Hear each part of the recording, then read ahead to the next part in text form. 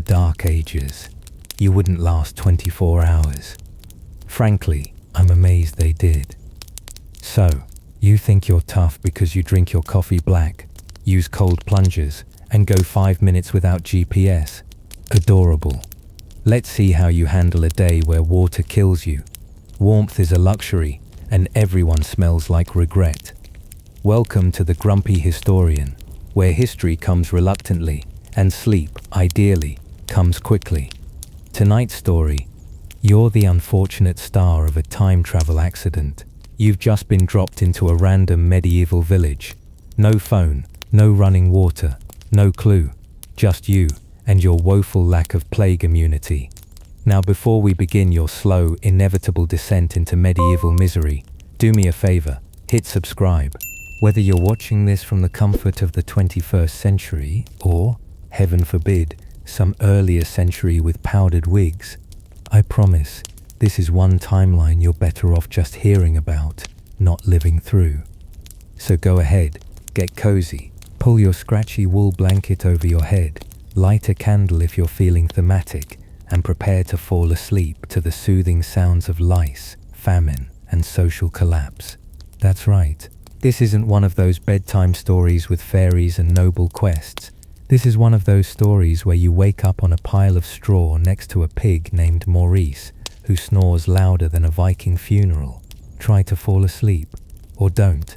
Just know, the longer you stay awake, the worse this gets. Welcome to the Dark Ages. So, you wake up, but not in your bed, not in your climate-controlled, memory-foam, eucalyptus-scented sanctuary of softness. No, you wake up in the year 1347. On what I hesitate to even call a mattress. It's straw. Not fresh straw. Used straw. Flattened, clumped, riddled with suspicious dark stains, and crawling with things that do not pay rent. Fleas, lice, possibly a beetle with a grudge. You're sweating. Of course you are. It's either too cold or too hot in here. There's no in between. And the humidity is from your own damp breath, mingling with the livestock's. Oh, did I forget to mention the pig? Yes, that's Maurice. He lives here too. Congratulations, you have a roommate, and he grunts in his sleep. Now, take a look around. Though I warn you, it's not going to help. One room, just one, and you're not alone. You've got an entire family in here. 3 generations if you're lucky. 6 if you're cursed. Everyone's packed in shoulder to shoulder like pickled fish in a barrel. There's a fire in the middle of the floor but no chimney, so the smoke just kind of hovers, permanently, like a polite ghost trying not to be a nuisance. The walls, woven sticks daubed with mud and manure. Yes, manure. Cow, horse, human. Medieval construction was nothing if not resourceful. But hey, it's drafty, so at least you're getting fresh air. Assuming the wind is kind. It usually isn't. You try to sit up. Your back hurts. Of course it does. The straw isn't soft, it's straw. And you're not 21st century you anymore. You're medieval you, which means you've already lived through rickets, malnutrition, and at least one minor plague. Congratulations, you're 35 years old and a respected village elder. You move to stand up, and your head hits a low beam, because of course it does. These houses weren't designed for people to stand upright. They were designed for people to survive the night without freezing solid. Barely. There's no privacy. None. Everyone can hear everything. Snoring, coughing, the unpleasant bodily functions of that one uncle in the corner who clearly has a stomach issue no one's addressing. If you're modest, I have bad news. It won't last. You will relieve yourself in a bucket, behind a thin curtain if you're lucky, and that bucket is emptied when someone remembers. And the smell? Oh, the smell. A pungent bouquet of smoke, sweat, mildew, manure, and centuries of poor decisions. Think barnyard after a rainstorm, but somehow warmer and more fermented. You glance toward the door. There's no lock. Why would there be? Who's robbing you? The rats? They're already inside. And anyway, no one owns anything worth stealing. The only thing of value in this room is the pig and Maurice bites. And your breath? Let's just say everyone has morning breath. All the time. No toothbrushes, no mint, just the slow, steady rot of teeth that gave up around the age of 20. You're all equal here, in bad hygiene, shared misery, and a distinct lack of dental insurance. This is your life now. No plumbing, no Wi-Fi, no espresso machine, just your haystack of sadness, a pig with boundary issues, and the creeping realization that it's only going to get worse from here. So lie back, breathe in that historic filth, and if you're still awake, well, I admire your optimism, but don't get too comfortable. The next hour only gets bleaker. Ah yes, nature calls. Unfortunately for you, the 14th century doesn't. You stumble outside, half awake, full of dread, and begin the most dangerous mission of the day, finding somewhere, anywhere to relieve yourself that doesn't involve stepping in last night's disaster. Now, modern luxuries like plumbing, porcelain, and that faint lavender scent of industrial cleaner, gone, obliterated. They haven't been invented yet. What you do have is a wooden bucket. If you're lucky, if you're unlucky, it's the woods. And if it's raining, muddy, or dark, which it often is, then congratulations, you get to slip, squat, and pray you don't land in something that used to be dinner. And what about wiping? Oh, child of the cottonelle age. No, there is no quilted softness here. There's straw, if you're rich, leaves if you're near a tree, moss if you're brave, and if you're out of options, your hand. That's it. That's the list. Of course, there are chamber pots, ceramic bowls of shame that live quietly under the bed until someone remembers to carry them outside. But here's the fun part. People don't always bother to carry them outside. Sometimes they just open the window, shout a polite gardez-vous, medieval French for watch out below, and hurl the contents into the street. And the street is where people walk and talk and accidentally get splashed. That warm, mysterious drizzle on your sleeve. Not morning dew. Definitely not rain. Let's not talk about what it actually is. Let's just say you won't want to touch your face for the rest of the day. Public latrines exist in some towns, wooden planks suspended over pits, but they're communal, meaning shoulder to shoulder with a stranger, both of you trying not to make eye contact while pretending this is perfectly dignified. Spoiler, it's not. And no, there's no hand-washing station. Soap is expensive, water is dangerous, and the germs, thriving, absolutely living their best microscopic lives. The idea of sanitation hasn't caught on yet. People still think illness is caused by bad smells or, better yet, your sins. So really that rash isn't a medical issue. It's a moral one. You begin to miss your toilet, the one that flushed, the one that didn't judge you, the one that wasn't a bucket someone once used to carry soup. And remember, this isn't a one-time inconvenience. This is every single day. Morning, night, freezing winter, burning summer. The only consistency is the smell. So if you're still awake and not dry heaving into your pillow, get comfortable, wriggle back under your blanket, close your eyes, and try not to think about chamber pots. You're thirsty. Of course you are. The medieval morning is warm. You've just spent 8 hours mouth-breathing next to a pig, and your body is 60% confusion and regret. So what do? You reach for water. Silly you. The nearest water source is probably a stream or a shallow well. It looks rustic, natural, refreshing even. But here's the catch. So does the soup pot, until you find out someone used it as a toilet. That stream, laced with runoff from latrines, livestock pens, and dead things that no one bothered to bury properly. You're not drinking water, you're sipping medieval broth. It's got everything. Feces, rotting animal bits, the odd shoe, and at least one curse whispered by a peasant mid-diarrhea. Now you could boil your water. You should boil your water. But let's consider the situation. Wood is scarce, fuel is precious, and you're already behind on chores because it took you 40 minutes to wrestle with your own underwear.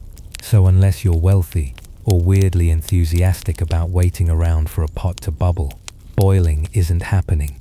And here's the kicker. They didn't know the water was the problem. Germ theory won't show up for another 500 years. So when the village starts dropping like flies, people blame bad air, angry saints, or that weird old witch who talks to her chickens. You, of course, will blame the water, but not until it's too late, because you'll drink it anyway. You're thirsty and very stupid. The illnesses are impressive in their variety. Dysentery, cholera, typhoid, a veritable tour of intestinal doom. Symptoms include vomiting, explosive regret, hallucinations, and death, in that order. You might last 3 days if you're strong, less if Maurice the pig sneezes on you first.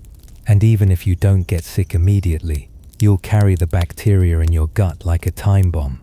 Waterborne pathogens were so common that most medieval people were walking disease vectors.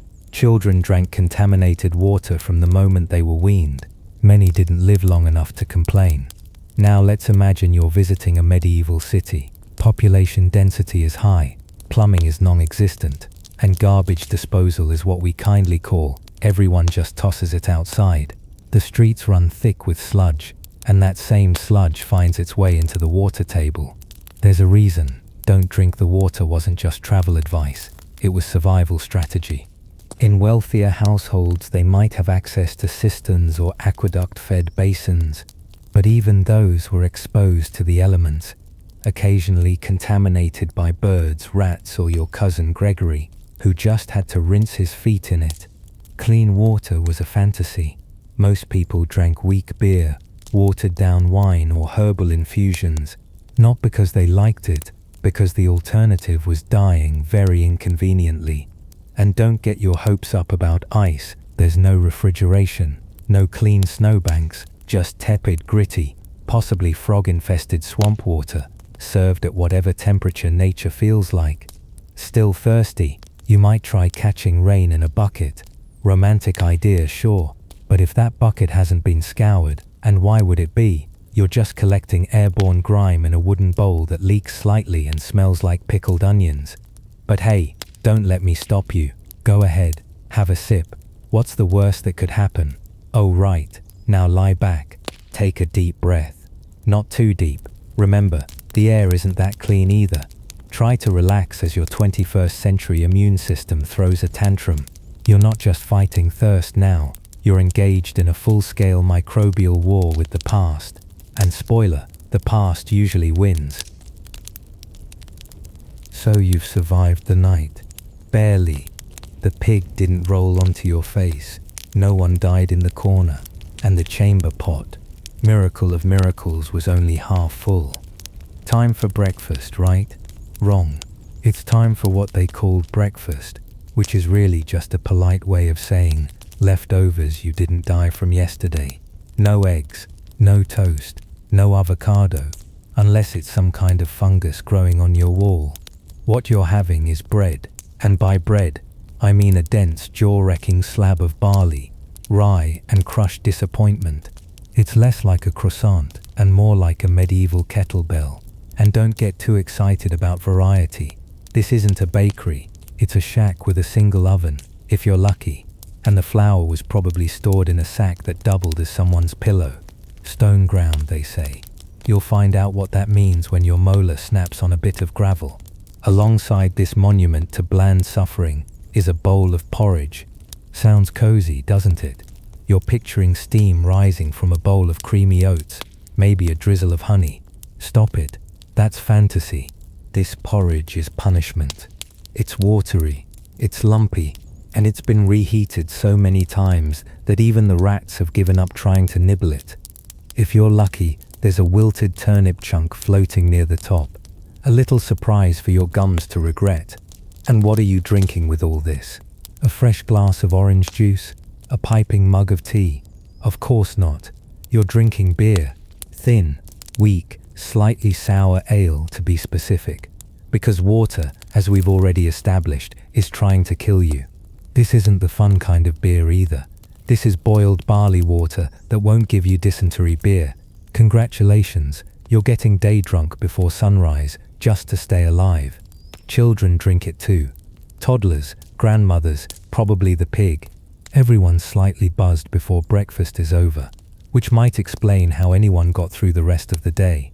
Now, if there's anything left over from last night's meal, and I use the term meal loosely, it might make a reappearance. Scraped off the bowl, reboiled into something soupy, and served again until someone finally gives up and feeds it to the dog. But guess what? The dog doesn't want it either. Food preservation in the Dark Ages was more of a hope than a system. Salt was expensive, smoking took time, and refrigeration was a fantasy reserved for future people with better lives and fewer parasites. So unless you like your meat green and your cheese angry, you'd better develop a strong stomach, fast. Also, there are bugs, always, in the bread, in the grain, in your mouth, if you snore. It's not a question of if, it's a question of how many legs. Don't worry, they're high in protein, probably. Bon appétit. I hope your jaw's in fighting shape, because breakfast isn't a meal, it's a full body workout. Your teeth are grinding, your stomach's confused, and you're already halfway to scurvy. And it's not even 7 a.m, so go ahead, swallow that last bite of despair, wash it down with some medieval microbrew, and lie back if you can. Let the heaviness of barley and the dull ache of reality weigh you down like a stone blanket. You're full now, not with joy, not with nutrients, just full of sadness. You've survived the night, you've eaten something vaguely edible, and now it's time to get dressed. And by get dressed, I mean put on the only outfit you own. One. Singular. Not a collection, not a wardrobe, not even a laundry pile.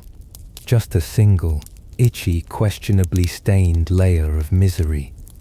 Let's start with the fabric. Wool. Always wool. Summer, wool. Winter, slightly thicker wool. Springtime rain. Wet wool. The official fragrance of medieval regret. It itches, it clings, and it smells like a sheep that's given up on its dreams because it was a sheep and nobody bothered to wash the fleece before turning it into your tunic. And no, you're not putting this on over a nice base layer. There's no underwear, not unless you're royalty. Maybe a linen shift if you're lucky. And by lucky, I mean not currently infested with fleas. For most people, it's just rough wool rubbing against skin that hasn't seen soap since the last religious festival, which was 4 months ago. You don't dress for fashion, you dress for continued existence, and even that's optimistic. If you're a man, you get a tunic and maybe some hose, long wool tubes that sag and stretch and leave your knees looking like collapsed tents. If you're a woman, you get a long dress, an apron, and an existential crisis. If you're a child, you wear a miniature version of whatever your parents are wearing. There are no cartoon prints, no adorable booties, just the same itchy fabric scaled down for maximum discomfort. Buttons, don't be ridiculous, that's advanced technology. You get laces, hooks, or just hope and gravity. And shoes, wooden clogs if you're lucky, leather if you're very lucky. Usually, it's a wrapped bit of hide tied around your feet like a medieval burrito. Rain, snow, mud. Too bad. Your toes are going to rot anyway. Might as well do it fashionably. And here's the best part. You don't change clothes every day, or every week, or even every month sometimes. Clothes were valuable. They were patched, repatched, handed down, and only washed when the smell could no longer be blamed on the livestock. Which is saying something, because Morris the pig is still very much part of your living situation. Oh, and remember those lice I mentioned. They live in your seams, your armpits, your dreams. Everyone has them. Nobles comb them out and make a game of it. Peasants just scratch and move on with their lives. There's no shampoo, no lotion, no spa day, just mutual, communal suffering in one shared ecosystem of crawling discomfort. Your clothing isn't tailored. It doesn't flatter your figure. It doesn't come in seasonal shades. It's a sack with sleeves, and when it wears out, you'll unravel it to make socks, or boil it into rags, or if you're desperate, eat it. Don't laugh, it's happened. Fashion was a joke told by the rich to the poor, who were too busy freezing to laugh. So now, you're dressed, in the sense that you're no longer technically naked. Congratulations, you've gone from barely surviving to uncomfortably cloaked in damp misery. And the day hasn't even started yet. Now pull that blanket back over your head. Think of your soft cotton t-shirt, your machine washable hoodie, your 5 pairs of sweatpants, and just try to fall asleep while wearing a mental tunic that smells faintly of goat and shame. Ah, childhood in the dark ages. What a magical time. Except, not really. Let's start with the cheerful statistic that'll ruin your evening nap. 1 in 3 children didn't live past the age of 5. And if they did make it to their 5th birthday, they still had a 50% chance of dying before age 10. So if you were born into a medieval village, your first toy was probably a funeral shroud. There were no pediatricians, no vaccines, no sanitized bottles or baby monitors. Your crib, if you had one, was a wooden box lined with straw, possibly shared with a sibling or a chicken. Teething toys, a stick, pacifiers, your own fingers, entertainment, not dying. And yes, that was a full-time job. Childhood wasn't a protected phase of life. It was just a shorter, more vulnerable version of adulthood. As soon as you could walk, you were put to work, feeding animals, gathering firewood, hauling water from a stream that doubled as the local waste disposal site. One slip on the rocks and boom, childhood over. Diseases ran wild. Measles, mumps, diphtheria, whooping cough, all of them partying in your underdeveloped immune system. And don't forget the big crowd favorite, plague. Yes, the Black Death didn't skip the kiddie section. Babies, toddlers, little Timmy with the charming smile, all fair game. And you know what happens when little Timmy doesn't make it? They just name the next one Timmy too. That's not a joke. It was common practice to recycle names. Lose an Agnes. The next girl is Agnes. Run through 3 Johns in 5 years. Keep trying. Eventually one might stick. This wasn't sentimentality. It was survival. You didn't get attached to your kids the same way we do now. There simply wasn't time. Emotional resilience wasn't optional. It was baked into the societal structure like ashes in your morning bread. Baptisms were rushed, often within hours of birth, not because they were eager for baby photos, but because they genuinely didn't expect the child to survive the week. If you died unbaptized, you were believed to be spiritually doomed. Welcome to medieval parenting, now with theological anxiety. And let's not pretend mothers had it any easier. Giving birth was a gamble every single time. No sterile rooms, no epidurals, no helpful nurse named Brendan with a calming voice and a clipboard. Just a midwife, a candle, some boiled rags, and a sheer force of luck. You made it through labor. Wonderful. Now try doing it 6 more times. Odds are only 2 of those children will make it to adulthood, and 1 of them will probably move to a monastery. There were lullabies, sure, but they weren't sweet little tunes about stars and cradles. They were half prayers, half warnings. Sleep, little baby. Don't let the wolves take you. And if that sounds grim, well, it was. The childhood mortality rate was so normal that people barely talked about it. Cemeteries were full of unmarked graves, tiny ones, so many that you'd run out of tears before you ran out of headstones. So if you're listening to this in bed, under soft blankets, beside a sleeping child, take a moment, hug them, thank whatever century you're in, and then maybe close your eyes. Because in the Dark Ages, staying alive long enough to fall asleep was already a miracle. Dental care in the Dark Ages, or more accurately, the complete and tragic absence of it. Let's say you've got a toothache, a dull throb at first, then a stabbing pain, then the kind of ache that travels up into your eye and down into your neck and makes you genuinely consider removing your entire jaw. In the 21st century, you'd call a dentist. In the Dark Ages, you'd call whoever owned pliers. That could be the local blacksmith or the village barber, who also happens to do amputations, minor exorcisms, and sometimes poultry trimming. Specialization wasn't really a thing yet. If someone had strong hands and no gag reflex, they were qualified. There's no anesthesia, no numbing gel, no soothing music, just iron tools, alcohol, and the hope that you pass out before your screams shatter someone's window. They'll sit you on a stool, maybe offer you a bit of leather to bite. Ironic, really. And then, yank. No counting down, no polite warning, just an enthusiastic tug on your face until something gives.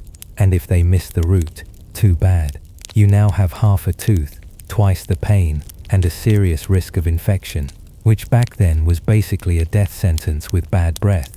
Abscesses were common. They swelled, they throbbed, they sometimes burst in the night, because apparently your misery needed a jump scare. People died from them. Actual, real death, from a bad molar, because your body couldn't handle the festering bacteria, and the closest thing to antibiotics was chewing on mold and praying. Gums, optional. Most people didn't keep theirs in great shape. Toothbrushes weren't standard. Some folks used twigs, chew sticks, or rubbed ashes and salt on their teeth if they were feeling fancy. But mostly, they just didn't bother. Toothpaste, floss, mouthwash, all modern wizardry. In the Dark Ages, dental hygiene was whatever fell into your mouth and didn't immediately kill you. And mint. Mint was a luxury herb used in stews or potions, not breath fresheners. You want a mint? Try a clove and a prayer, and hope your breath doesn't send someone into a coughing fit. Speaking of breath, it reeked. Always, everyone's did. Even the nobles, especially the nobles, who had a diet of rotting meat, wine, and more rotting meat. Smiles were rare, not just because life was miserable, but because nobody wanted to reveal the horrors inside their mouths. The moment someone opened wide, you could practically hear their molars scream. And dental prosthetics. Don't get excited. If you lost enough teeth, you'd get a crude denture made of wood, ivory, or if you had connections, other people's teeth. That's right, donated teeth. From prisoners, from beggars, from the recently deceased. Nothing says winning smile like a mouth full of borrowed tragedy. So now, imagine lying back on your straw mattress, clutching your jaw, sweating from pain, praying your one usable tooth doesn't crack next. And no, there's no dentist visit next week. There's only Maurice the pig looking at you with mild concern, and the local tanner heating up his tools. Close your eyes, dear listener. Breathe through your nose, if you're lucky enough to have nostrils that still work. And remember, in the Dark Ages, your mouth wasn't part of your smile. It was part of your survival. Feeling sick? Sore throat, upset stomach, maybe a mysterious swelling that wasn't there yesterday. In the modern world, you'd call a doctor. In the Dark Ages, you'd call someone with a robe, a stick, and absolutely no qualifications. Welcome to medieval medicine. Let's start with the fundamentals. The human body, in medieval thought, was governed by 4 humors: blood, phlegm, black bile, and yellow bile. If any of those were even slightly out of balance, you were basically doomed. And the go-to treatment, bloodletting. Yes, you're already weak, pale, and feverish, and the solution is to open a vein and let your precious life fluid pour into a bowl. For balance, naturally. Sometimes, if you were really lucky, they used leeches, because nothing says healing like letting a parasitic worm suck blood out of your neck, while a man in a sackcloth hat hums reassuringly and says this is God's will. But don't worry, if that didn't work, There were other options, like dung poultices. Yes, animal feces, smeared on wounds. Why? Because the warm, moist nature of dung was thought to draw out the bad humors. Never mind the part where it usually just drew in more bacteria and made everything worse. Prescriptions were, let's say, adventurous. Some included crushed mummies, imported from Egypt, ground into powder, and swallowed with wine. That's right, you're sick, and someone's solution is eat an actual corpse, preferably one with a historical backstory. Still not feeling better? Try mercury. The same shiny liquid, now considered toxic waste, was once applied to skin, ingested, or even inhaled, especially for things like syphilis. Because if your disease doesn't kill you, the cure absolutely will. Oh, and don't forget about astrology. Many physicians wouldn't touch you until they'd consulted the stars, because clearly your stomachache is due to Saturn being in a bad mood. Most medieval doctors had no real training. A handful could read ancient texts. Fewer understood them, but that didn't stop them from exuding absolute confidence. They'd wave around Latin words like melancholia and sanguine imbalance while offering you boiled moss in sheep's milk. Sometimes they were monks, sometimes barbers, sometimes just men who had a book and enough nerve to pretend they knew what it said. Surgery. Oh yes, that was an option too. Amputations done without anesthetic, bone setting by guesswork, trepanning, drilling a hole into your skull to release the demons or let the pressure out. No sterilization, no gloves, just a sharp tool, a lot of screaming, and whatever happened next. And if you lived, you were considered cured. Now, not all remedies were completely absurd. Herbal medicine did exist, and in some cases it worked. Plants like yarrow, garlic, and willow bark had real medicinal properties. But for every useful herb, there were 10 powdered toads, charred feathers, or goat gallbladder tinctures, promising to restore your humors and your marriage. Compared to that, modern quackery, crystals, detox teas, social media wellness gurus looks downright professional. So lie back, relax, let the imaginary leeches crawl across your subconscious. Picture a monk crushing dried beetles with a spoon, whispering that this will clear your sinuses, and be thankful, deeply, deeply thankful, that you're listening to this from a century where medical care no longer involves human ash and hope. Go ahead, close your eyes, breathe, you're safe, and more importantly, you haven't been prescribed mummy dust, at least not yet. Now don't get too comfortable, you're already late for work. And by work, I don't mean emails, coffee breaks, and ergonomic chairs. I mean sunrise to sunset, bone grinding, back snapping, soul dampening labor, no breaks, no sick leave, no motivational posters telling you to hang in there. Just the fields, the filth, and the faint hope that you don't keel over before supper. If you're a peasant, and statistically you are, your job is farming. Not organic kale and artisanal honey. No, your job is muddy grain, root vegetables and manure. You rise with the sun and immediately begin doing things that should only be described using grunts, plowing the land with oxen if you're lucky. If not, congratulations, you are the ox, planting, weeding, harvesting, all done by hand, bent over for hours, knees aching, fingers blistered, back screaming. You want a break? That's adorable. Go ahead and sit down, once. The crops will die, and your Lord will fine you. And if it's winter, too bad, you're still working, mending tools, hauling wood, feeding animals, spinning wool. Because medieval winters weren't cozy, they were hungry, cold, and busy. Now let's talk about livestock. Feeding pigs, milking goats, chasing angry geese, cleaning pens with a shovel that smells like it's seen too much. Everything's loud, wet, and slightly dangerous. You haven't truly lived until you've been kicked in the shin by a cow that doesn't like your face. And this isn't just a man's world. Women work too, often more. They do all of the above, plus raising children, fetching water, grinding grain, baking bread, brewing beer, sewing clothes, and maintaining what little sanity they have left.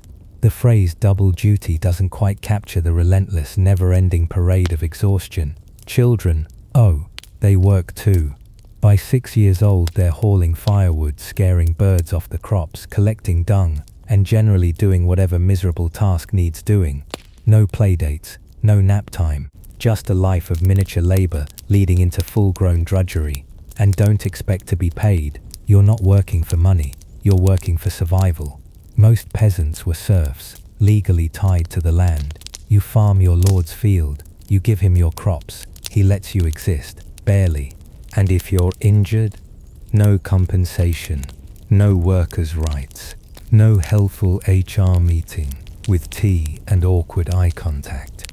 You just limp through it. Maybe someone gives you a rag to bite on. That's the full benefits package. Holidays do exist. Church feasts, saints' days, seasonal festivals. But guess what? Those are still full of chores. You might get an extra scrap of meat, maybe a slightly burnt pie, but mostly it's just work with bells on. You don't work to get ahead.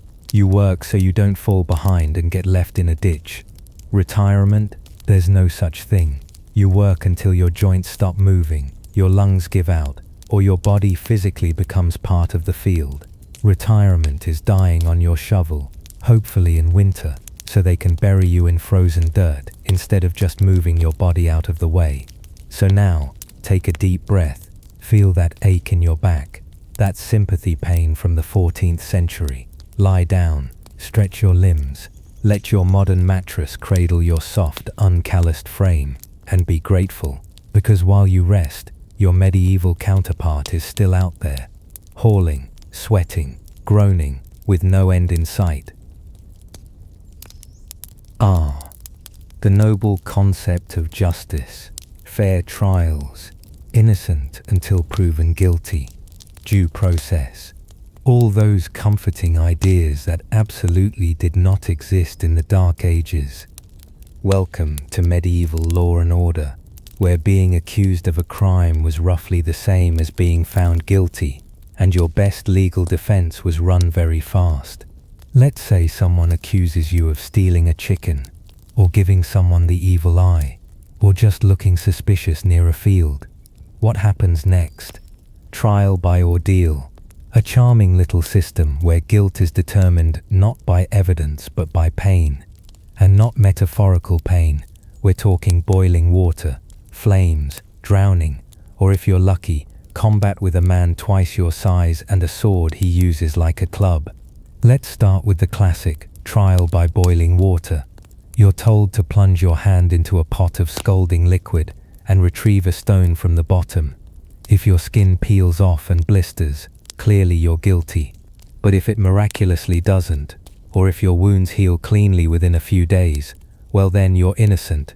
Congratulations, you've earned the right to keep living with third-degree burns. Prefer fire? Try trial by hot iron. You hold a glowing metal rod and walk a few paces, then wait 3 days. If your hand resembles smoked ham, you're clearly in league with the devil. If not, divine intervention. Case closed. Trial by drowning is another crowd favorite, especially for women accused of witchcraft. You're tied up and thrown into a river. If you float, you're a witch, and you'll be burned at the stake. If you sink and drown, innocent, dead, but innocent. Truly, a flawless system. Sometimes justice was even more efficient. Skip the trial altogether and go straight to the punishment. If someone important says you're guilty, then that's the end of it. Your options include branding, beheading, having a hand cut off, or the ever-popular stocks, where you sit in public while people throw mud, rotten vegetables, and occasionally bricks at your face. Theft might get you a finger chopped off. Repeat offense, the whole hand. Caught lying, branding on the forehead. Caught lying again. Guess what? You won't be using that tongue much longer.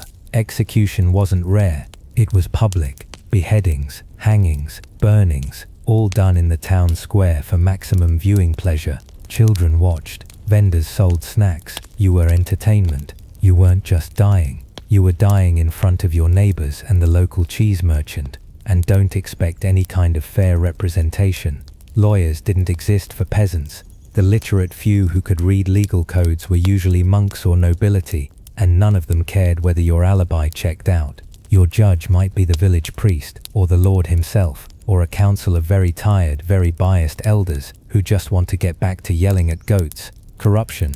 Absolutely. Bribery was rampant. Justice could be bought, sold, or gifted to someone's cousin.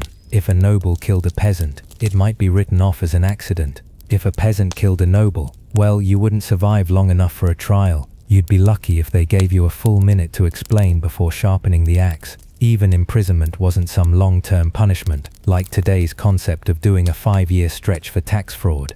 Medieval jails were never meant to hold people for extended periods. They were temporary, and I use that word generously. Miserable little dungeons, where you sat until someone figured out how best to end your story. They weren't sanitized holding cells. They were damp, dark, disease-ridden pits. No windows, no toilets, just straw, chains, and the occasional rat that was somehow in better health than you. You didn't get 3 meals a day. You didn't get any meals unless your family brought food or bribed the guard with something tastier than the smell of your cell. People rotted in those places, not metaphorically, literally. Their wounds festered, their muscles atrophied, and their minds unraveled from the moldy stone and endless screaming.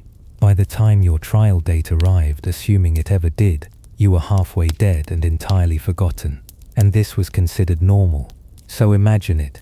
You're hauled off in chains for a crime you didn't commit, dragged before a smirking lord who once lost a chicken near your cottage, shoved into a room where the floor leaks and the ceiling weeps, and told you'll be tried once the stars align or your bribe clears, whichever comes first. Hope you weren't falsely accused. Oops. So now take a breath, deep and slow. You're not in a dungeon. You're in a soft bed. No iron collar around your neck. No threat of public branding tomorrow at sunrise. Justice might be flawed in your era, but at least it doesn't involve boiling your hands or proving your innocence by drowning. Close your eyes. Let the weight of medieval justice drift further and further away. It can't touch you now, and if you hear shouting in your dreams, just assume it's someone else being falsely accused. So you're thinking, maybe I'll cheat the system, skip the filth and famine, be born into a noble family, sip wine in a castle, wear silk and wave lazily at peasants from a velvet chair. Ah yes, the classic fantasy. Welcome to it. You're still miserable. Yes, you'll get better food. Technically, you'll eat meat, you'll drink wine, you'll have bread that didn't fall on the stable floor first. But here's the problem. Most of it is spoiled, or drenched in spices to hide that it's spoiled. Refrigeration hasn't been invented, and your cook just rinsed the venison in yesterday's beer. Your goblet, probably made of pewter. Your plate, glazed with lead. That fancy green dish you love so much. That color comes from copper arsenite. Enjoy. With every bite, your body absorbs a little more neurotoxin. Your mind starts to fog. Your joints ache. Your mood swings. Congratulations, you've just been poisoned by your own kitchenware. And don't get too attached to your family. They're either plotting to marry you off to secure a sheep treaty, or planning to poison you for your inheritance. Forced marriages were the norm. Love didn't enter the equation. Land did. Titles did. You could be 12 years old and betrothed to some pox-ridden 40-year-old lord who smells like damp scrolls and ambition. And speaking of ambition, politics, endless, exhausting politics. Nobles didn't farm or labor, but they worked constantly at not being murdered. Every feast was a gamble. Every toast a possible final one. Poisonings were common. Daggers in the back, even more so. Your cousin wants your land. Your brother wants your seat. Even your servants are side-eyeing you like they've got a secret deal with the steward. The court is full of whispers. One wrong word, one poorly timed joke, and you're out or dead. And there's always some war happening. You're expected to fight in it, or at least fund it. If you don't die in battle, you'll die of the infection you got from the scratch you got in battle, all while wearing 60 pounds of armor and praying you don't trip face first into a moat. Ah yes, the castle. Let's talk about that drafty limestone coffin you call home. Castles were not cozy. They were cold. Stone walls, no insulation, wind sneaking in through every crack like a sarcastic ghost. Fires burned, but the heat never stayed. Your tapestries don't warm the room, they just cover the mildew. You sleep in furs and still wake up shivering. The only place colder is the grave, and you're basically halfway there already. And that luxury comes at a price. You're expected to host, to impress, to throw tournaments, dinners, dances, all while bleeding money and smiling like your servants aren't stealing from you. Spoiler, they are. So no, being rich in the Dark Ages isn't an upgrade. It's just a different flavor of awful. Less mud, more betrayal, fewer lice, more lawsuits. Your toilet might not be a bucket, but your enemies are everywhere, and they're all armed with daggers and family crests. So lie back, my soft-skinned aristocrat, pull your duvet a little closer, feel the lack of lead in your sheets. No poison pie, no scheming uncle with a goblet, just you, your warm bed, and the sweet, sweet absence of forced marriage contracts. The castle may have been bigger, but it was colder, deadlier, and twice as drafty. Sleep well, my liege. And just when you thought you were safe, knee-deep in pig dung, working yourself into an early grave, war shows up again. Because in the Dark Ages, war wasn't rare, it wasn't shocking, it was just Thursday. Sometimes it was over land, sometimes over religion, sometimes it was sparked because someone claimed their great-uncle's second cousin once sat on a throne 400 miles away for 15 minutes. The reasons didn't matter. What mattered was that the fighting never stopped. And who gets to go fight? Not the lords who started it, of course. You do. The peasant, the laborer, the man whose only experience with weapons involves a pitchfork and a very disrespectful goose. You'll be handed something sharp, maybe a spear, maybe a rusted blade, maybe just a big stick, and shoved toward the front line with nothing but bad luck and adrenaline in your boots. Armor, if you're rich. Training, if you've reincarnated. Strategy. Scream, charge, and hope the guy with the bigger stick trips over a molehill. You'll be packed shoulder to shoulder with other terrified conscripts, marching across disease-infested fields for days. No beds, no food except dried oats and regret. And no one really sure where you're going. When you finally arrive, the battlefield smells like sweat, manure, and preemptive corpses. There are no clean lines, no dramatic speeches, just noise, chaos, and people swinging wildly in the hope of hitting something other than their own foot. And here's the worst part. You probably won't die in battle. That would be too noble, too clean.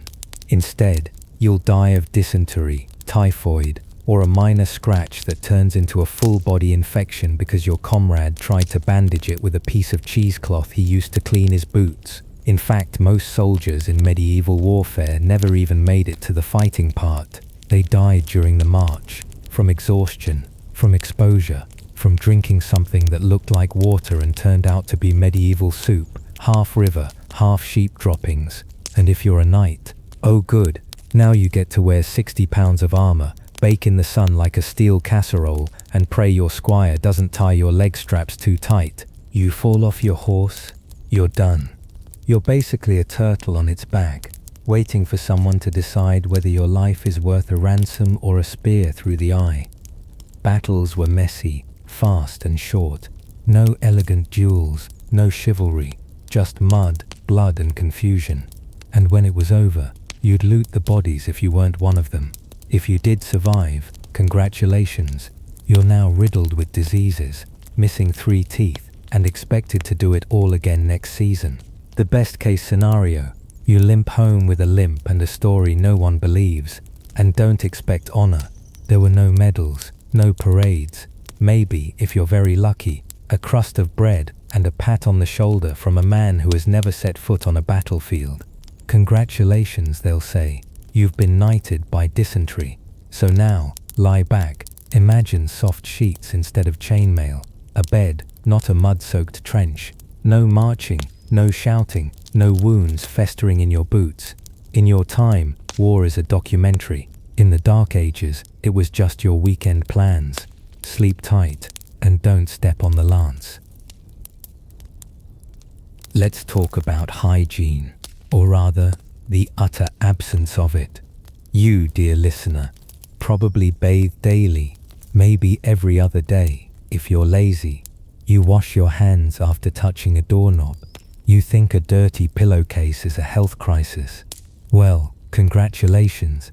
That puts you approximately 800 years ahead of the average medieval human. In the Dark Ages, bathing was rare. Not weekly, not monthly, yearly, maybe. Now sure, in some places, particularly in the early medieval period, people did bathe more regularly. Public bathhouses even existed. But over time, as superstition and plague fears grew, so did the belief that water could open your pores and let disease crawl inside. Yes, water was considered suspicious, so your options were stay dirty and protected, or bathe and risk death. Most people chose filth, and so they fermented. You'd wake up crusted in your own sweat, crawl out of a straw mattress alive with fleas, and go about your day without ever touching a bar of soap, assuming you even knew what soap was. Many people didn't. Some used ashes, some used sand, others just used nothing. Fleas and lice weren't a possibility. They were a guarantee. You could comb them out, but they'd be back by supper. Bedding was shared, clothes were shared, hygiene was not. People wore the same garments for weeks, sometimes months. Underwear, if it existed, it was a stiff linen rag that hadn't seen a rinse in ages. And the smell, oh the smell. No deodorant, no toothpaste, no mint-scented anything.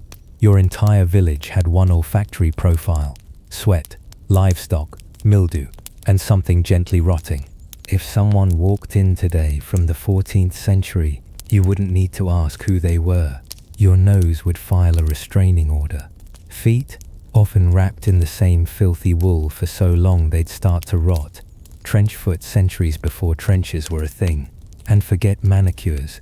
Nails were cracked, filthy, sometimes falling off from untreated infections. You didn't wash your hands before eating. You didn't wash them after using the chamber pot.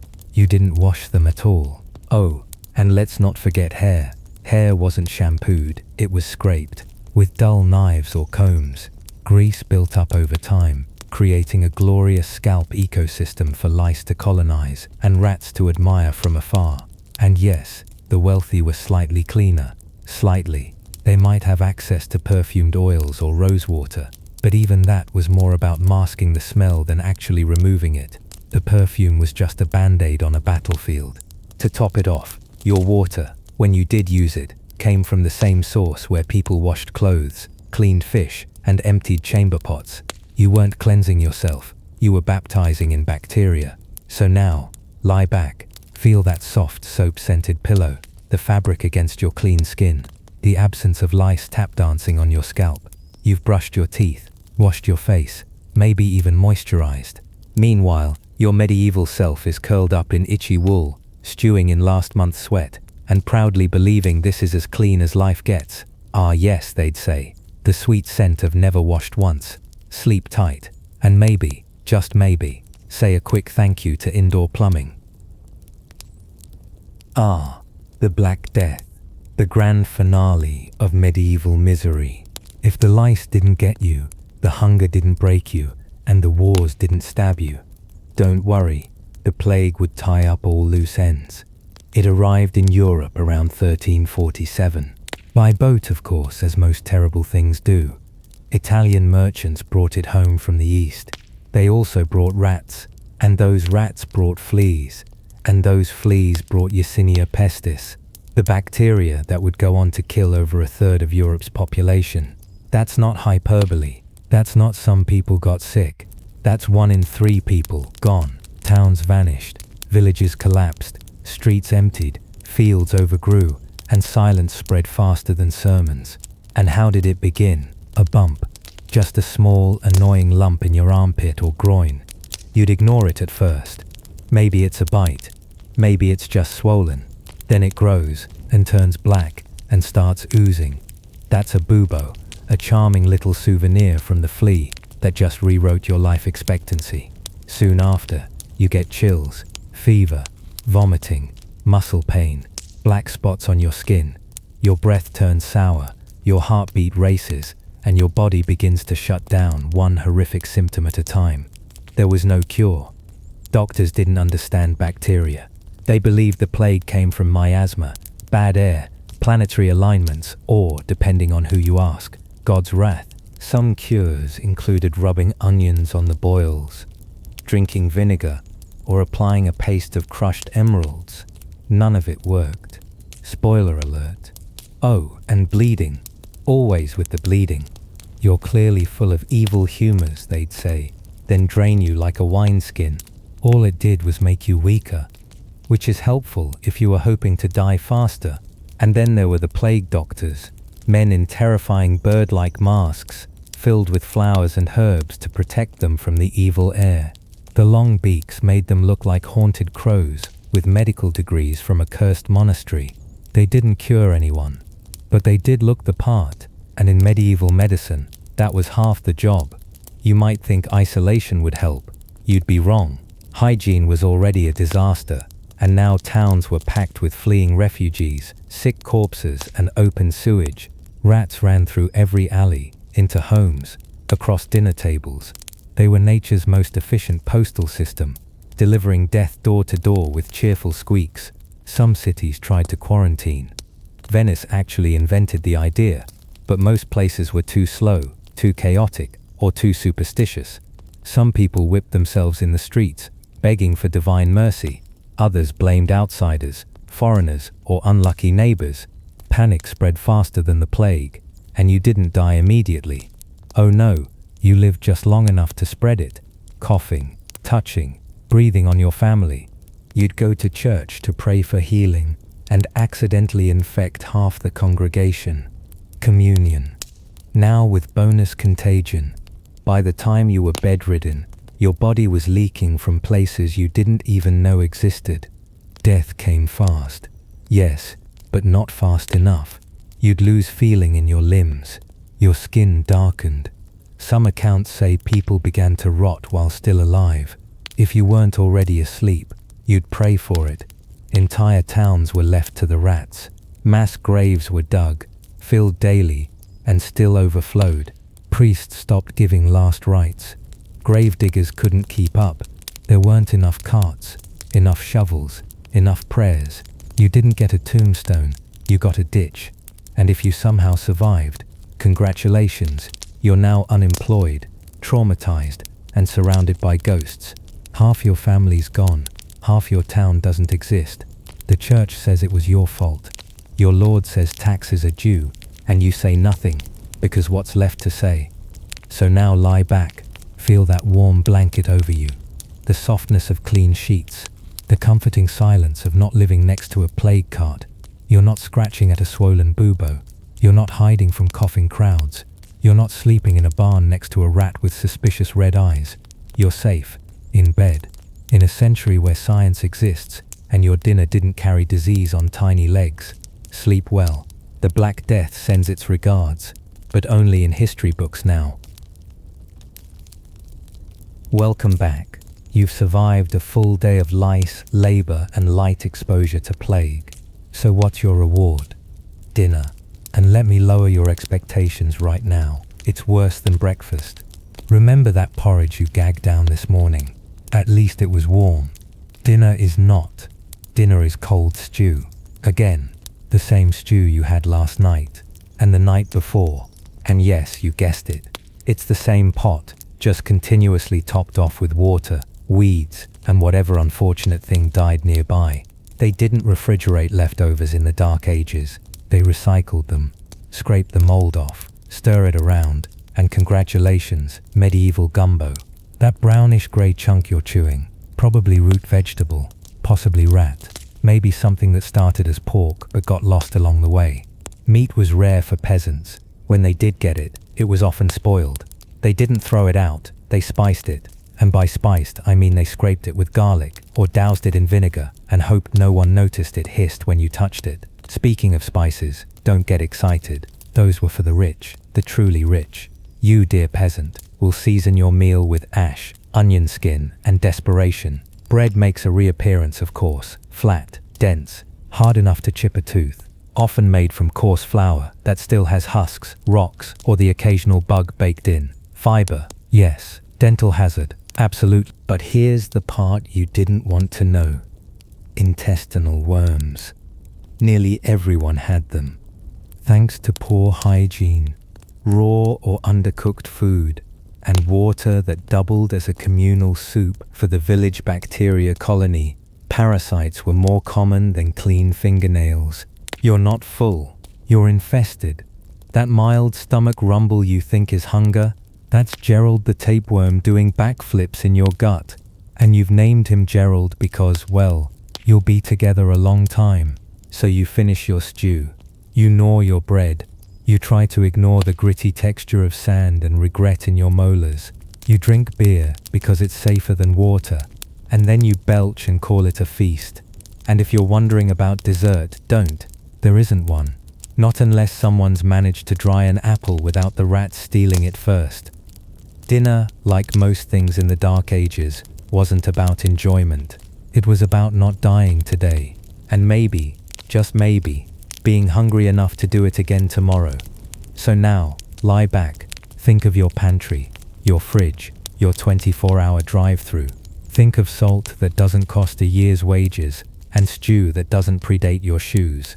Close your eyes, digest slowly. Know that the only worms in your life are digital, and not currently waltzing through your intestines, because in the Dark Ages, every meal was a gamble, and the house always won. The sun has finally set on your glorious medieval day. You've earned your rest, if you can call what's about to happen rest. Because now it's night, and let me tell you, it's a horror show. First of all, it's dark, not dim, not mood lighting, but absolute, all-consuming, can't see your own hand darkness. Candles, luxuries, torches, risky. Oil lamps, dangerous and expensive. You might have a tiny stub of tallow candle made from rendered animal fat, but that's if you're lucky. It burns fast, stinks like a haunted kitchen, and attracts insects like a plague-themed buffet. So you sit in the black, listening, because there's a lot to hear. There's snoring, obviously. Multiple people, entire families, parents, children, grandparents, even livestock, crammed into a single room like a human stew. Someone is coughing, loudly and wetly, possibly dying. It's hard to tell. Someone else is muttering in their sleep. There's the rustle of lice in straw. A rat skitters across your blanket, maybe two. They live in the walls, they live in the floor, they live in your nightmares now. There's the persistent stink of smoke from the hearth, which never quite goes out, but never fully warms anything either. The smoke curls low, curling into your nose, your eyes, your lungs. You cough. Everyone coughs. You're used to it. No one's lungs work properly. That's just medieval bedtime ambience. Now, your bed, if you can call it that. It's a straw mattress stuffed months ago, possibly with mold, definitely with bugs.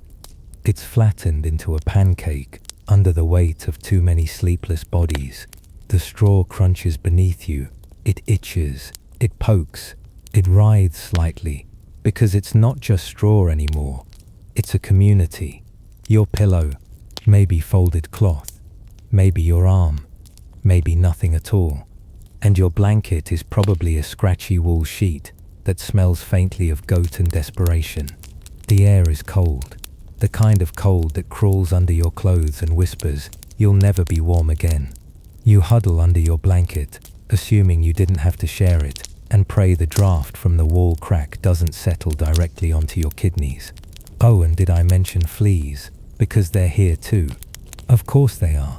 They live in the bedding, in your clothes, on the dog that sometimes sleeps by the door, if it's not outside barking at something it can't see, or worse, something it can. You're not alone. You're never alone. This is not peaceful, solitary sleep. This is communal unconsciousness in a house that never really quiets, never really warms, and never really stops smelling like feet and boiled turnip. And if you're thinking of getting up in the night to relieve yourself, perhaps remember there's no bathroom. Just a pot, maybe a corner, or the woods outside, which are pitch black and full of lovely surprises like wolves, ghosts, or the occasional angry neighbor. So no, sleep isn't restful. It's survival. You drift in and out of half-consciousness, scratching, shivering, and swatting at things that may or may not be alive. You're not recharging, you're just lying very still and hoping nothing bites you. But you did survive the night, which in the dark ages is as good as it gets. So now get cozy. Feel that mattress beneath you, the kind that doesn't crunch or crawl. Notice the quiet hum of electricity instead of coughing lungs and snoring livestock. No one's throwing logs on the fire. No rat is nesting in your blanket. No fleas, no straw, just you and the bliss of not living in a time where sleep meant rolling the dice with disease. Close your eyes, sink into your pillow. You made it through a medieval night, in theory at least. Let that exhaustion settle. You're safe, you're warm, and best of all, you're not fermenting. So you've made it through your first full medieval day. You've bathed in nothing, eaten despair soup, and slept in a straw bed shared with insects and judgment. Time to relax. Of course not. It's Sunday. That means it's time for church. And not because you feel like it. No, because you have to. In the Dark Ages, religion wasn't a gentle moral compass. It was the government, the school, the news, the law, and your nosy neighbor rolled into one. Mass is mandatory. Attendance is tracked. You don't go, and suddenly Brother Matthew is asking if you've been consorting with the devil again. You miss too many Sundays, and you're not just rude, you're a heretic. And believe me, you don't want to be a heretic. Now, let's talk tithes. You're already living on barley and rainwater, but the church still expects 10% of your income. That's 10% of your crops, your animals, your threadbare coin pouch, even your eggs. Yes, even if you only have 4 chickens and they've unionized, the church wants a cut. But what if you have questions? What if you want to read the Bible yourself, just to see what it says? Ha, no, stop that. The Bible is in Latin. You can't read Latin. Most priests barely can. And even if you could, reading it yourself would be suspicious, dangerous. That's how heresy starts, with thinking, with curiosity. You want to get excommunicated. That's how you get excommunicated. Or worse, executed. Because questioning the church's authority wasn't just rebellious, it was criminal. Heresy was a very broad category. Thinking too hard, speaking too freely, reading the wrong thing, smiling during Lent, owning the wrong kind of book, or, if you were a woman, existing with too much confidence. Yes, women had it particularly bad. The church's official stance on women was somewhere between source of all sin and temptress who probably dances with goats. If you spoke out of turn, if your garden was too successful, or if your neighbor's cow got sick after you looked at it, well, congratulations, you're now a witch. And once you got labeled a witch, well, that was your social life sorted. Trial by water, trial by fire, or just good old-fashioned being tied to a chair and dunked until either your lungs gave out or the crowd got bored. If you drowned, you were innocent. If you floated, oops, you were guilty. Either way, not ideal. The church calendar ruled your time. Feast days, fast days, saint days, mourning days, penance days, punishment days. There were rules for when you could eat, how you could bathe rarely, when you could marry, and which hand to cross yourself with. And if you got any of it wrong, that was a sin too. Confession? Required. Every sin had to be reported to your local priest, the medieval version of customer service, except instead of solving your problems, he'd give you penance. Say 20 Hail Marys, and don't think about your neighbor's goat like that again. And then there was death. Die without last rites? Straight to hell, probably, or at least to purgatory, a kind of eternal waiting room with no chairs and endless elevator music. Your family could pay for prayers to reduce your time, which sounds suspiciously like spiritual blackmail, because it was. Salvation? That came through obedience. No personal interpretation, no alternate paths. Just follow the church, do what you're told, pay your tithes, and hope you didn't accidentally sneeze during a holy hour. And if you stepped out of line, if you questioned, doubted, or looked at a bishop funny, congratulations, you're now guilty of heresy by default. Better repent fast and loudly. So lie back, let go of your modern guilt, your sins today, forgetting to text back, watching too much reality TV, eating after 8 p.m. wouldn't even register on the medieval sin scale. You're not a heretic, you're just sleepy. You're not being watched by an inquisitor. You're being lulled to sleep by a sarcastic historian with too many books and too little faith in humanity. Close your eyes. No mass tomorrow. No tithes due. No accusations of witchcraft in your inbox. Just the quiet luxury of modern irreverence and the knowledge that for once, questioning things won't get you burned. You thought the worst was behind you, didn't you? The lice, the water, the food, the plague, the justice system that runs on vibes, all survivable somehow. But now we arrive at your final, most unrelenting enemy in the dark ages, the weather. Because unlike war or taxes or dysentery, the weather never takes a day off. Let's start with winter. The kind of winter that doesn't just nip at your fingers, it bites through bone. From roughly the 14th to the 19th century, Europe went through what's now called the Little Ice Age. Charming name, makes it sound like a children's book. In reality, it meant longer, colder winters, shorter growing seasons, and, oh yes, famine. Now remember, you're in a house that's basically a glorified mud box with a roof. Insulation? No. Windows? Maybe one. Unglazed, wide open to the wind. Doors don't seal. Chimneys barely exist. That crack in the wall? That's where the snow drifts in at night to personally greet your spine. You pile on layers, wool if you have it, rags if you don't, but it never helps. The cold settles in your joints, your teeth, your very soul. You wake up with your beard frozen to your chest, if you're lucky enough to grow one. You warm your fingers by blowing into them until you pass out from trying. The fire smokes but doesn't warm. You huddle near it like it's a distant ex who doesn't love you anymore. You can feel the heat, sort of, but the moment you turn away, frostbite, inside your own home. And then, just when you think you'll never be warm again, summer arrives. But is that a relief? No, because medieval summer is its own form of punishment. The walls that couldn't keep the cold out now trap in suffocating heat. You sweat through every layer of itchy wool you own. Your shoes turn into foot furnaces, and there's no air conditioning, no fan, no breeze, just the still boiling heat of your one-room oven with a thatched lid. You want to take off your clothes, but modesty says no. You want to open a window, but glass hasn't been invented yet, and opening it just lets in flies, smells, and other sweaty people. Your food spoils faster. Your water stinks.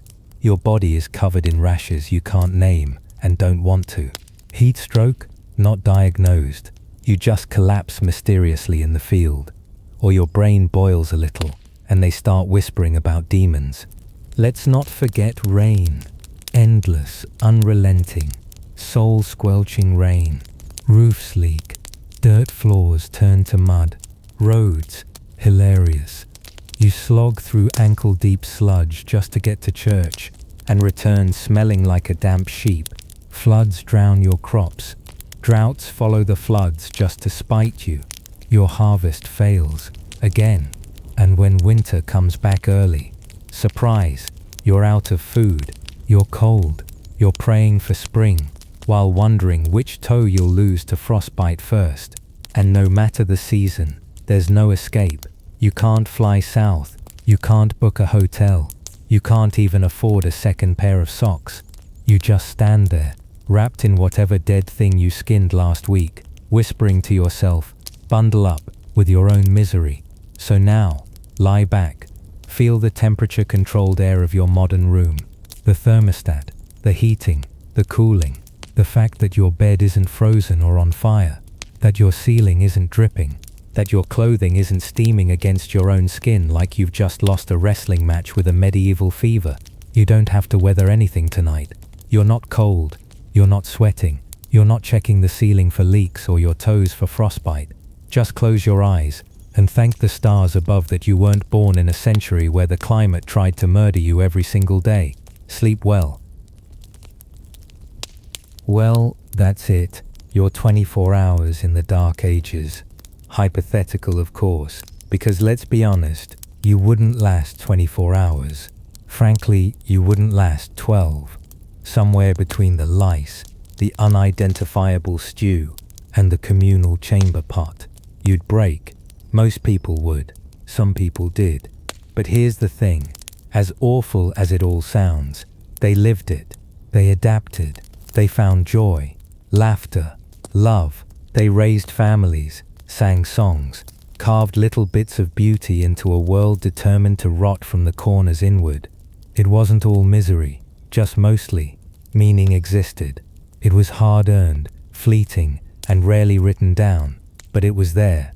In a child surviving winter, in bread that actually rose, in a clean cup of water that didn't come with a parasite.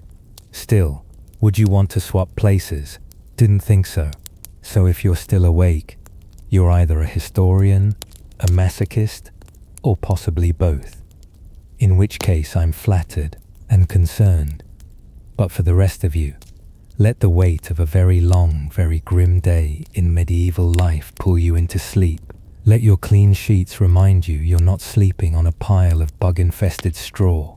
Let your silent, rat-free room lull you into comfort. There's no plague, no famine, no angry monk yelling in Latin about your soul. There's just peace, finally, and me, gently fading out before I start listing medieval skin diseases alphabetically. Which, trust me, I'll do. Don't tempt me.